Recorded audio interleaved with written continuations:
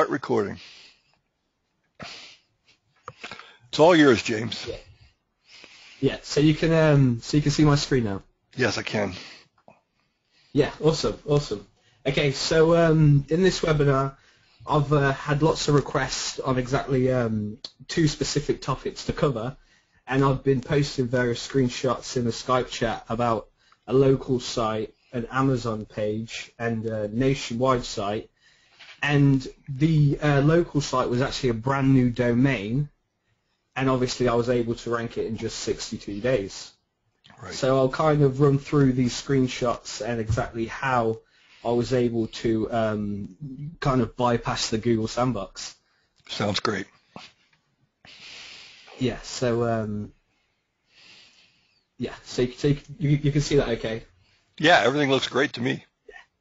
Yeah. So the big realization for me for the Sandbox is the trust factor. So what tick boxes in Google can you tick off to pretty much say that this site is okay to get past the Sandbox and it's a legitimate business, and we're going to go ahead and do that? And obviously, I'll show you in the next slide. Hey, James, before you rip into this, why don't you give people an assessment of sort of what you think the Sandbox is, just in case there are people here that are newer than the rest of us, and maybe they've got some questions about exactly what it means, just before you dive into kind of telling us how you break out of it.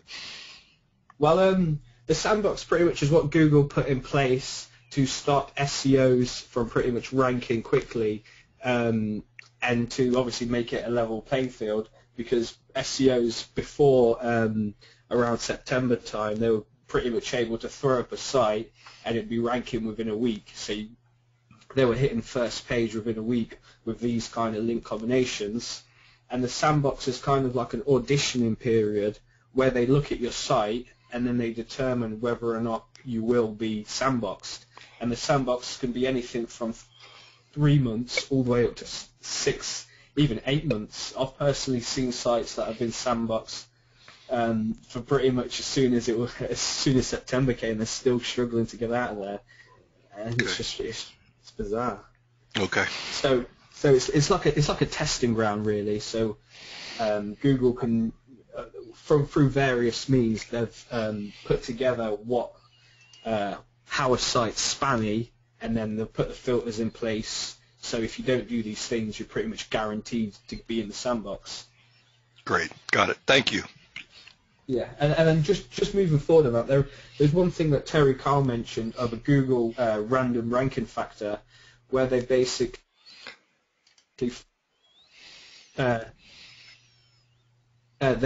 filed a patent for which basically allows them to randomly rank sites. So you could throw up 3 domains, and you'll notice that one of them will perform better out of the other 2. Mm-hmm. So obviously that's something else to have in mind. Got it. But let me just show you what I've done to just some kind of proof of concepts and screenshots from the sites I mentioned earlier. Okay, so the top site here, I think you can see my mouse there. This is a local site. It has, on Majestic, it has just 10 links, and I was able to take it to rank 4, from absolutely nowhere to rank 4 within 62 days. Right. And also, this screenshot to your bottom left is an Amazon page. This Amazon page was a year old, and I simply sent 5 links at it, and it was actually moved from 70 all the way to 10. And this third site is a national keyword. It's in the concreting industry, so there's not much competition, but it does have quite a high cost per click, and it does have 4,000 search terms, and I was 4,000 monthly searches, so I was actually able to take this up to 3rd from pretty much nowhere, again, within the 62 days. And the thing is, I didn't really change my technique. I just kind of built more links. So in the next slide, I'll go over and show you guys the kind of things that I did to obviously get these kind of results. And it's not just once either. I've been repeating this over and over. And I know Todd as well, who's purchased these kind of combinations from me just to test it out. And within like 4 or 5 days, we're just having crazy boosts. James, let me pass along one of the questions real quick that I think is really pertinent. Brian asks, is that 70 to 10 in Amazon search or Google search? Sorry, in Google search. Yeah, that's what I thought. The actual Amazon page was ranking 70, and we'd sent this exact combination that's on the next slide, and then you can see straight away there, you can see the 16th and the 17th, and then obviously I built the links on the 22nd, and then all of a sudden the 24th, it just kind of just goes crazy up like that. Got it. and that's, we haven't really done any more to that. So there's still a lot more for improvement, and that Amazon one is around 6 keywords, and it's about 12,000 monthly searches in total. So for very little cost, we could be getting a crazy return because we actually own the Amazon product. So it can really, really pay off. Can you describe a little bit about the quality and the depth of the links that you used to do that Kickstart, James? I used various links. I used obviously the SAPE links, which I will cover in later on. Mm-hmm. But I also used social signals. And the thing with social signals is I didn't get anything high quality. It was just quick and dirty off Fiverr, just so they're there. Just so Google sees that while I'm getting links, people are actually going on the site and then talking about it on social media. So I'm not worried about quality. And also I'm building Web 2.0s, and they're getting spammed out as well. And this is all stuff you can get off Fiverr. So again, it's really cost effective. So just a combination of cheap SAPE links and Fiverr gigs, really. What do you think your total outlay was for it? $25. Okay, great, thanks. Yeah, and obviously from 12,000 monthly searches in total, the potential revenue, even though the product's only $5, the potential revenue is just crazy because it's really something that people are looking for. No doubt. So we'll go ahead and go to the next slide. Okay, so how to bypass a sandbox. This is what I did on both the sites, not the Amazon site, but the Concrete site and the local SEO site. The first thing I did is I actually found content from expired domains, so old blogs in the home improvement niche, and I just took all of this content and placed it on my domain. So again, the 10,000 words of free content, we placed it on the blog, and then I put exact match links on every single page back to the home page, so that when Google crawls a site, we have interlinks back to the home page of exact match anchor text. Not only that, we built citations, so we built 50 business citations. Again, we're trying to look realistic, like a legitimate business, because the Sandbox will be looking at this. A lot of you guys are throwing up sites and you're just leaving them there and wondering why they're getting put in the Sandbox. Personally, I feel within the first month, you need to just give it everything, because that's when it's most receptive to links, and that's when obviously you would get the links, because a business would go on, create their site, get a load of socials by sharing the site and a load of links. So we did the content, the citations. And not only that, with the content, we actually backdated it, so it was a year before. So even though the domain was registered, we actually backdated all the content so that when it was indexed, we were kind of tricking Google in a sense to say that maybe this domain was 301, and it actually indexed all the content with the correct dates as well. And then not only that, I went ahead and submitted it all to a load of directories in the industry as well, so I had the same kind of links that everybody else has. I'm actually going to do a video on this, on how you guys can do this really quickly, because obviously this white hat stuff isn't the most scalable, so I'll just kind of take the pain away from that. Right. I did the social signals, like I said before, and the Fiverr link packages in bulk. Now I did branded and naked URL links sent at them. And then with these like link pyramid type things on Fiverr, they have tier 2 powering, so you can actually pay more to get these extra social signals and to get these tier 2s. And I was just kind of doing everything branded, naked URL. So before we've even done everything, the site has high quality content that's been backdated. really nice interlinking structure, citations, and legit white hat directory links that everybody else has. So with the link packages, I would estimate that we have around 150 now links coming in that are obviously the citations, the directories, and the link packages. So I then sent 10 SAPE links direct at the site. The metrics were TrustFlow 30 plus with 100 C classes, 5 of them exact match anchor text for the target keyword, and then 5 variations. And then that straight away shot us straight to page 1 from pretty much nowhere, rank 4. Yeah, and I also use an exact match domain, and I just kind of put a word on the end. So if the keyword was dentist, let's see, I spelled dentist on that slide. Dentist Las Vegas, and then I just kind of put foryou.com because obviously the exact match might be taken. And yeah, and that's literally it really. Like that kind of gives you enough of a structure to show to Google that you're not just a crappy site. Got it. But, James, did you fire all of those SAPE links at the home page? Yeah, every single link was at the home page. So I sent all at the same time again, like I said about building the links when the site is fresh. These were sent at the home page. Again, these were blended in with the link packages, with the citations, with the legitimate directories.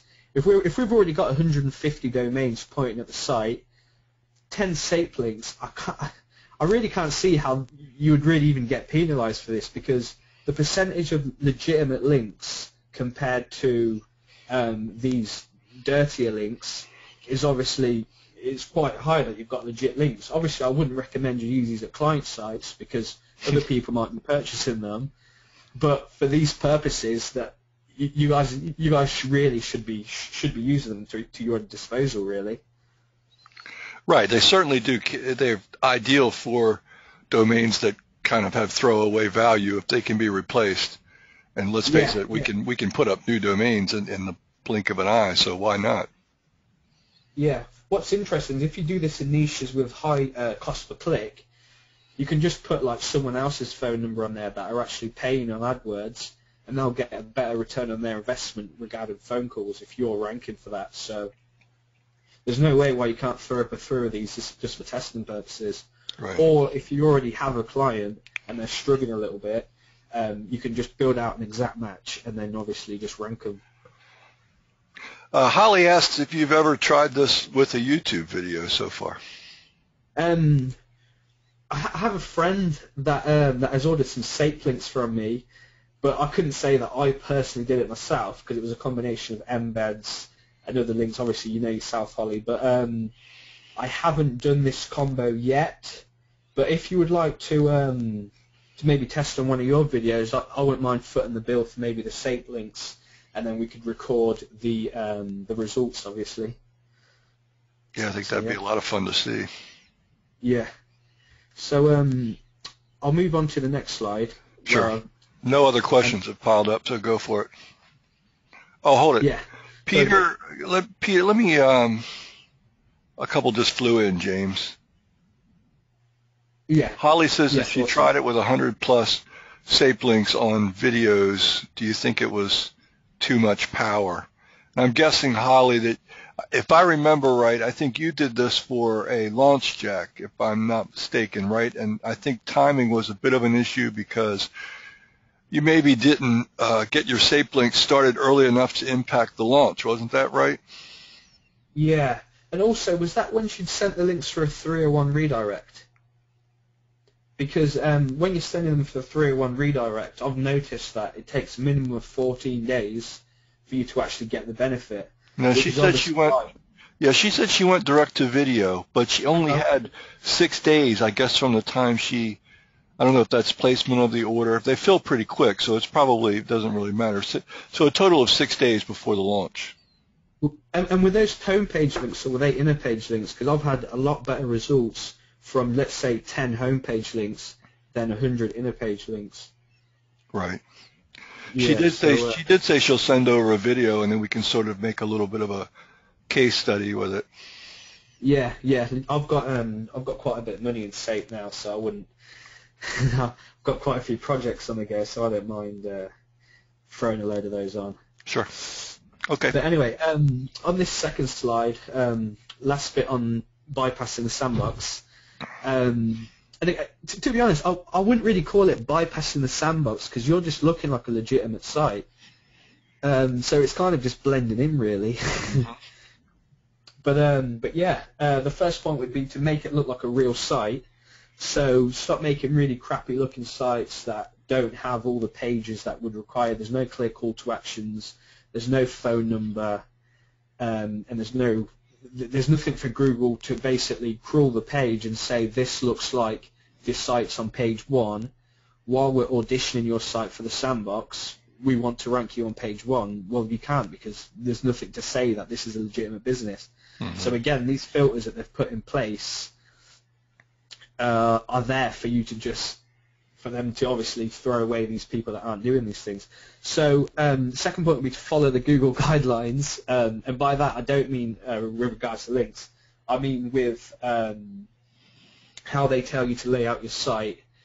Use things like a responsive design, clear contact pages with map information, terms and condition, privacy policy, and the big one's about pages as well. A lot of people don't utilize about pages, and they can kind of be a bit of a persona around the website. So obviously not only will the users think that so from a conversion point of view, about page is vital really, but obviously Google uses these as signals when auditioning you for the sandbox.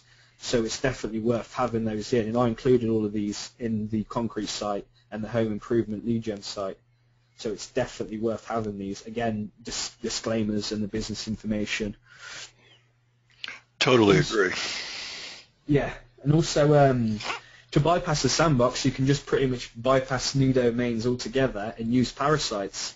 Amazon product pages and Facebook pages, I've noticed, are working really well. I do have a Facebook page that I've ranked for a 210 monthly keyword for my local city, and it's just a Facebook page, not much going on, and I ranked it with exactly the same combination within 15 days. So that was just really ridiculous to me. Yeah, no doubt. And that was the fact that hit number 1. I might be thinking that maybe Facebook pages are slightly more lenient and better ranking than Amazon product pages. And yeah, so that was the same combination, like I said. Okay. Yeah, if anyone's got any questions so far. I'm keeping an eye out, and I'll answer what I can in the chat box with GoToWebinar, and I'll check on the Skype room every few minutes to see if anything piles up there. And if there's anything that I can't answer, I'll just gently interrupt and ask you to cover it better. Yeah, awesome. So we'll move over to the next couple of slides, and I'm going to go more into detail on the SAPE links and just a few details that will help you guys out dramatically. So you won't be banging your head going through like 5,000 links at a time. Yeah, so SAPE links. Okay, we've got one here for you, James, if you don't mind. Actually, we've got 2. Let's take a breath. Have you tried SAPE with eBay? That's one. That was one. Yeah, that was one of the things I was looking at, because I know Drastic in the community. I know that he does a lot on eBay. So I did want to see how eBay pages respond. I don't think the eBay domain has been as spammed out as the Amazon domain from these kind of combinations. So I would think you'd have a good chance with eBay. Paul writes, I have a new Amazon niche site. See if you can cover this one, James. New domain name as well. Can I start sending SAPE links as its first links? I wouldn't do that. I have utilized naked URL SAPE links, but what I'm doing is I'm building a nice base and kind of showing to Google that pretty much all of my links are legitimate. So obviously with things like citations, obviously you might struggle with an Amazon page, but there's still your bookmarks, your Web 2.0 properties, your free directory submissions, things like that. You can utilize those first with naked URL links and then put the SAPE on. Because I'm kind of going for the mindset of I want these sites to last like 12 months, and they won't last 12 months if the first links and its only links are exact match SAPE links. Yep. So one of the questions that I get asked is, why does SAPE work so well?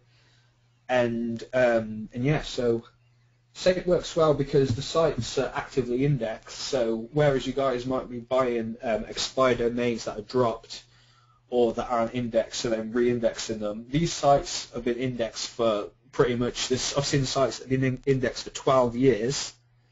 So not only are you getting a link from a really powerful site, but it's had 12 years of authority in Google already sitting there. Yep. So already that's a very big advantage to anybody else in the search.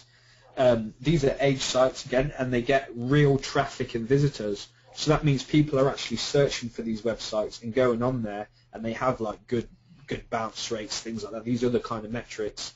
So you're not getting links from obviously PBNs that don't have any interaction whatsoever.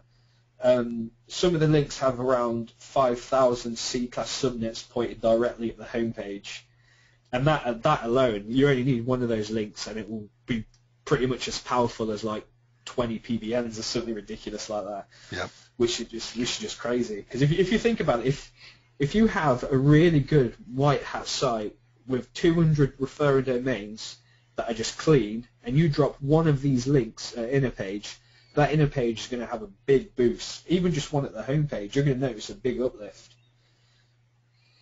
Okay. So again, it's kind of getting that percentage right, because you can use these semi-safely on your grey hat, black hat kind of sites, and actually get away with it. As simple as that, you will get away with it. Again, SAPE links work so well because they provide your site with that extra tick box of authority, because again, they're big hitter links. So like I was saying earlier, how Google are actually auditioning your site before they rank you. Having links from these kind of sites that are indexed for 12 years, thousands of IPs pointing at them, just give that extra tick of authority. And one of the questions is, where do you actually buy SAPE? And it's sape.ru. And how I actually got started was watching Shane's video series here in Blackhat Community, which was just the best. Yep. It was just the best, really, for me. But afterwards, moving from that, I had a bit of an issue with filtering the SAPE links, and Blackhat community member Gavin, see, we all help each other out. Gavin actually got me on a Skype call, and he showed me how to bulk filter SAPE links. So just quickly for you guys, if you find that you have like a list of 5,000 links to check, all you have to do is press Control and A on the results page, and then go ahead and paste it into Scrapebox Harvester, and it will actually remove all the dummy content on that page, and you'll have all the links, just the raw domains in Scrapebox. And then what I do is throw it into Majestic, so then you can just export 3,000, 5,000 links at a time, sort it by the trust flow, and then you can just move back and forth with a clear view of the C-class subnets, trust flow, citation flow, and then it's just a case of checking the anchor text on the SAPE links. And with that, you can't go wrong, really. That will give you a really big advantage and a real big time saver. Yeah, that's beautiful. Yeah, like I have 15 projects at the moment because I'm buying a lot of links for people, and I found that this is a really big time saver. Yeah, that's huge. Yeah. So I'm going to go over a couple of buffers for SAPE links.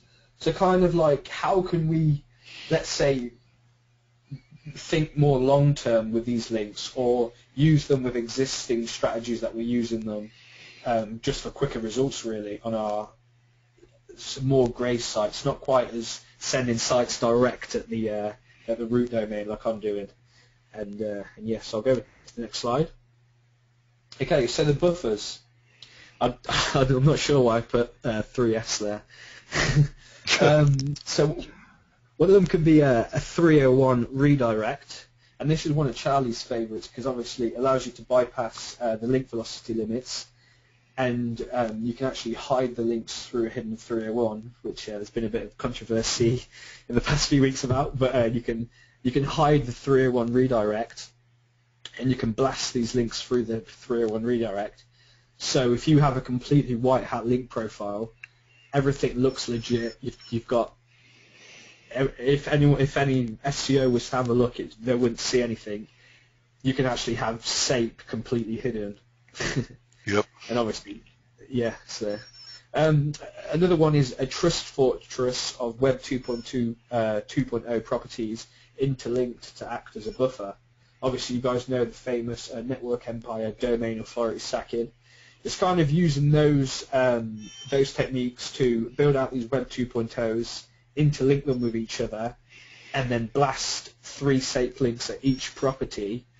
And if you have 30 properties, well, you've got 60 SAPE links that are being protected through Web 2.0 properties. Again, it's like it's kind of like money laundering, where you're taking dirty money and you're filtering it through legitimate channels to then have clean money. So we've got these dirty footer inject SAPE links, and we're sending them through contextual Web 2.0 properties, and then we're kind of getting a double whammy here because these Web 2.0 properties are trustworthy, they have huge DA, and you'll not only boost the DA of your sites, but obviously you'll be sending that power right through and protecting the money site. So we're juice laundering.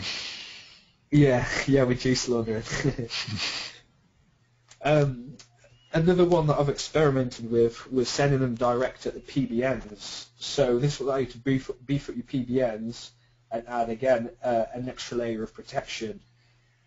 So you can send, again, 3 links at each PBN link, and obviously overrule your the whole juice going up to the... So if you're in a bit of a budget and you've got, let's say, not the most powerful domains, you could actually just beef them up. But just a word of caution with this. We believe that Google will start looking at Tier 2, and obviously with the last update, a lot of my Web 2.0 spammed out kind of properties. There was a little bit... I'm not 100% sure if that's why some of my sites got hit, but I would be careful. I wouldn't send like hundreds and hundreds of SAPE links through each PBN. I would kind of just do 2 or 3 at each PBN link. Or if you have a really high quality Tier 1 link that's been aged for years and years, I would recommend beefing that up as well. I've had someone buy 15 SAPE links from me to send a Tier 1 link, a really high quality link, and we've actually had like across the board like a 5 increase, which is just crazy, really. Hey James, let me stop you for a minute and go back to the juice laundering example just for a second. Got a question, and I have to admit this intrigues me too, and it may be more than we can properly solve just within the confines of this call. But one of the people watching the webinar asked, why isn't this sort of interlinking process itself a footprint? What's your thought on that? Do you think it's just too complex for an algorithm to tease out, or what? Well, this is something I spoke to Charlie about, because he basically says that interlinking all of these is obviously a clear footprint.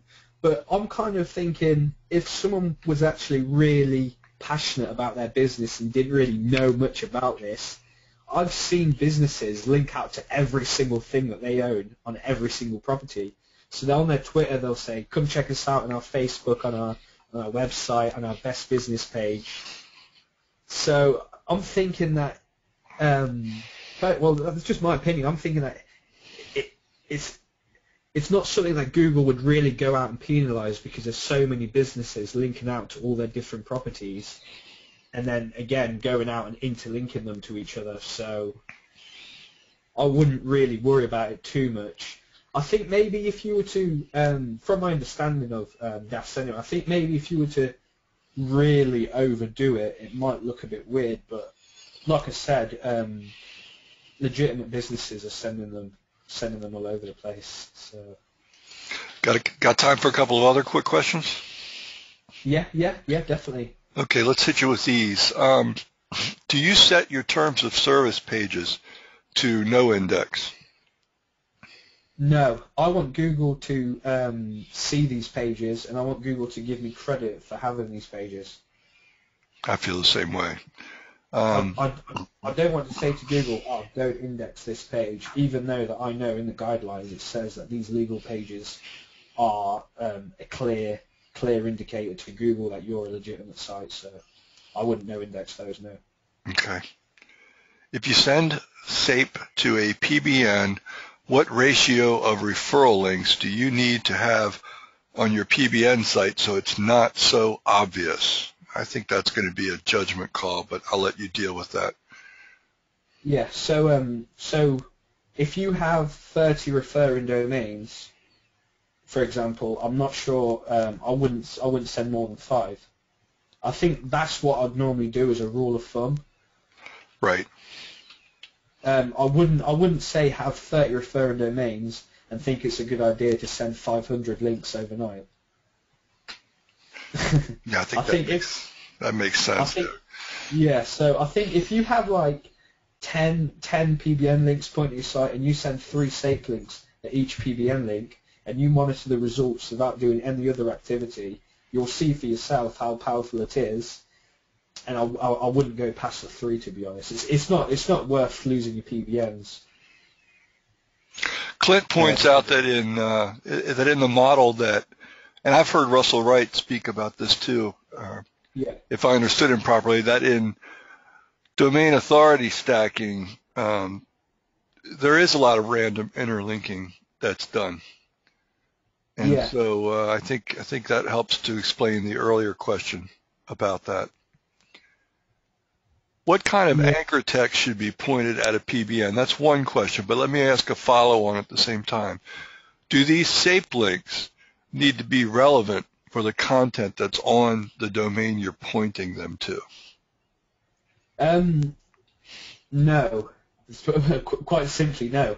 If you take any website that's ranking and you look at the link profile, say if you have a law site and you look at all the majestic topics, every single link won't be about law. So if all of a sudden you have 30 referring domains and you have 5 SAPE links, your link profile is still predominantly about law. So you just having 5 links that are unrelated but really powerful, that isn't enough to just completely throw things out of there. Got it. In the future, they might start looking more at links relevancy, things like this. But to be honest, I'm still seeing Blackhat world packages of people linking out to strip clubs and then linking out to daycare centers and then linking out to golf courses, and they're still ranking. Yeah. Obviously, I kind of want to keep everything niche relevant, just from a manual review kind of perspective. Sure. But the SAPE links, quite simply, the SAPE links, they don't have to be relevant. They're just so powerful as it is that it's just crazy. And what about this anchor text question, James? What's your thought there? Well, so if I was to beef up my PBN, what I would do is I would have a post that goes out to my money site. So if I have a law blog and my post is about personal injury claims, the procedure within personal injury claims and how it can be improved, nice thing on the industry, I have an exact match link going to my personal injury site homepage. I would send the title of the blog post 3 times with the blog.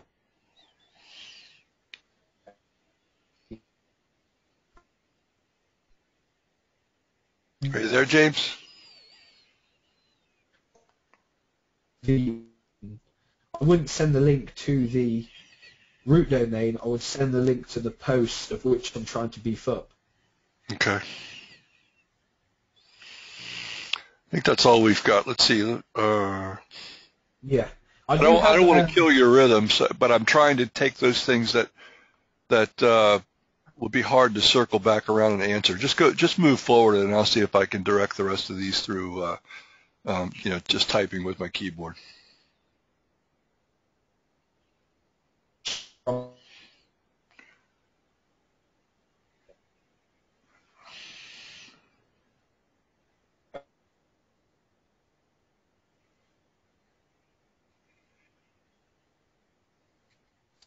Todd asked me, what are the cool methods that you've found for using the yellow page?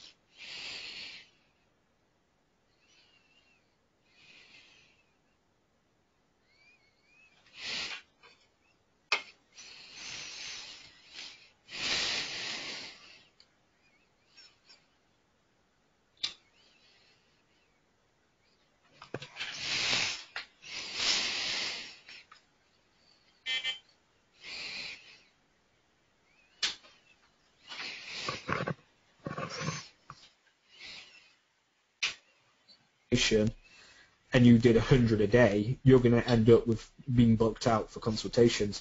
Now, I actually have an email swipe file of this actually working, so I've actually got live examples of this actually working, and I'm going to be doing a video with the... Hello? Go ahead, James. I'm sorry, we're having some audio issues on my end. I've dropped connection once or twice.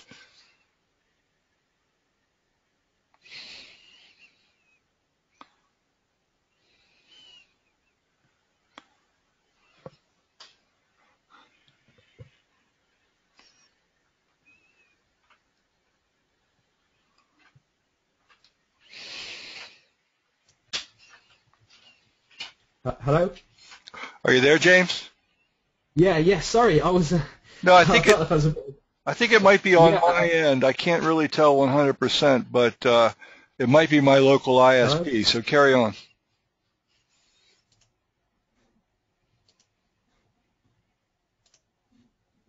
Are you there?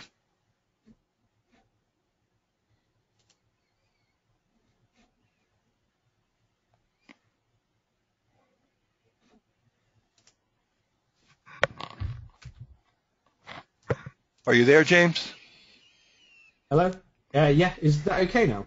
Yeah, I think so. I believe it was my ISP that dropped, and I think most people were able to hear you fine pretty much the whole time. It may have gotten a little bit weird for a moment, but go, just move right ahead. You're fine.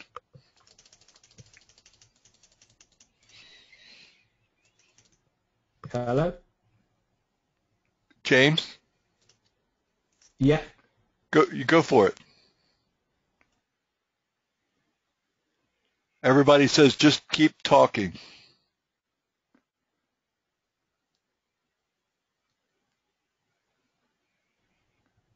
Hello? Is it? I think it's okay now. Yeah, give it a shot. Yeah, sorry about that, guys. Okay. Yeah, sorry about that, guys. Yeah, I'm not sure if GoToWebinar how great it is.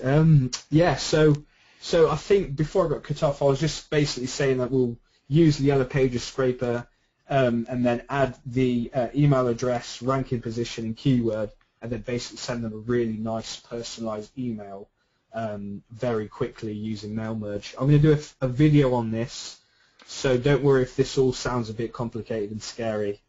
Okay.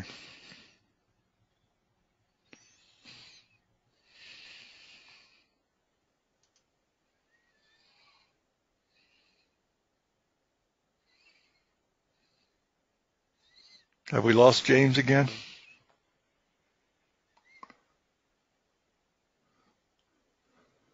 Paul asks when for the video.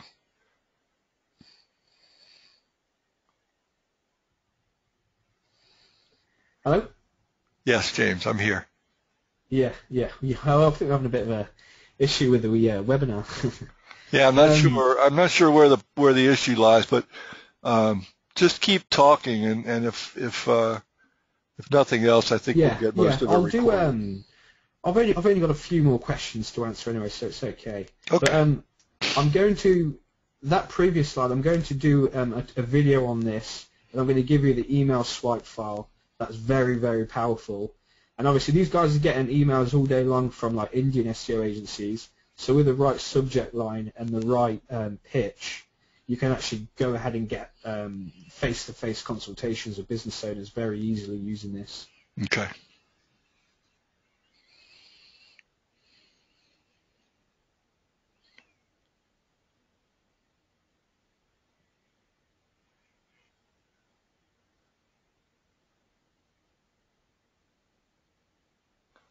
James?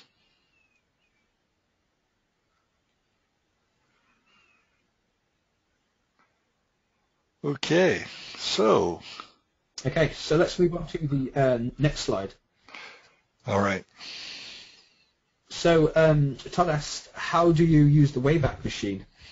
I'm using the WAYBACK machine to harvest old content. So for example, the example earlier, I basically took all the content from the previous home improvement blogs and simply pasted it on my local lead gen blogs. So I had 10,000 words of really good copy that someone had a passion for in home improvement, and I just thrown it on my own site, which is really sneaky. And obviously it was unique. And there goes James. Down goes Frazier.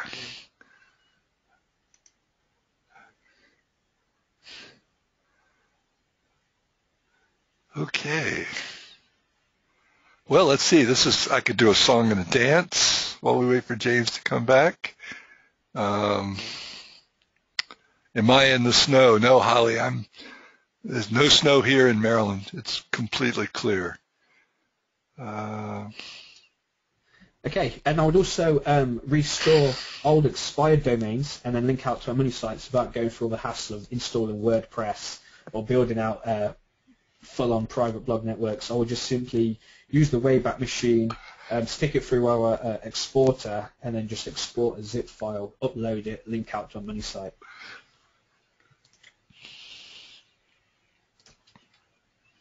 So another question what you guys asked is, what will I be doing when I have 40 hours a week spare? Oh, my.